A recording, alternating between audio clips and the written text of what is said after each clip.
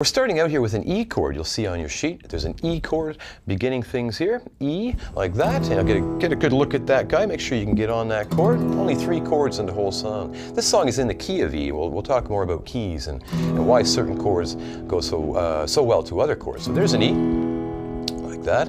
We're going to now, you know an E minor, so it's E minor with the addition of that first finger. So there we go. There's your E.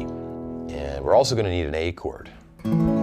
That. And I really like this fingering 2, 3, and 4. You might be tempted to go 1, 2, and 3. Lots of great players do that. I just find that there's not a whole lot of room in there, but if you do involve the pinky, you're going to find that you got a bit more leeway, a bit more real estate there. So there's an A, like that. There you go.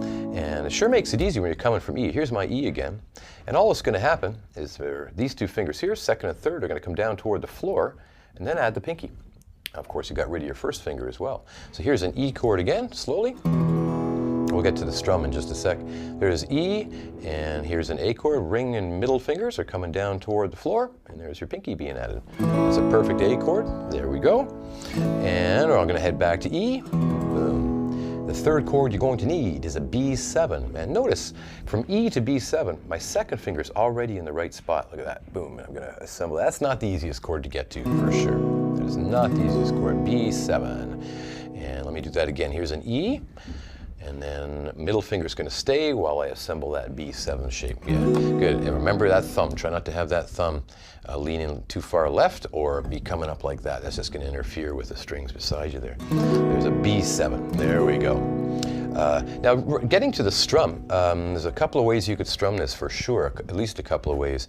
I'm going to go, before I get to the intro, oddly enough, I'll talk about the intro last because it's a bit of detail, and you can just do a campfire song version of that, where I'm just going to, for now, strum it this way. 1, and 2, and 3, and 4, and there is something else going on in there we'll talk about in just a minute. But let's get our E's, A's, and B7s together.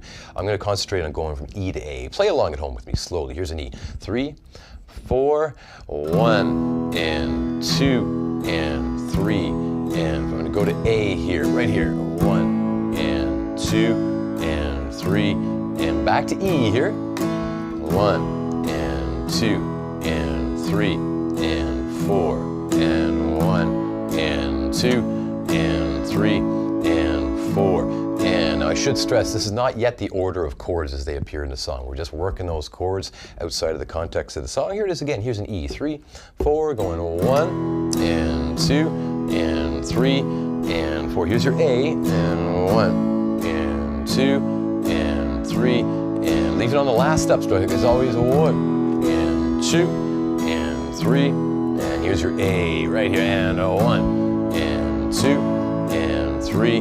Good. Here's an E coming, and 1. This time I'm going to go to B7. 2, 3. Here's a B7 coming right here, and 1, and 2, and 3. Back to E here, and 1. And let's practice again. Going to B7 again. 3, 4. Let's go. 1, and 2, and 3. Back to E coming up, and 1, and 2, and 3. Here's a B7 again, right here, and 1. And 2, and 3, and 4. We're back to E. There we go.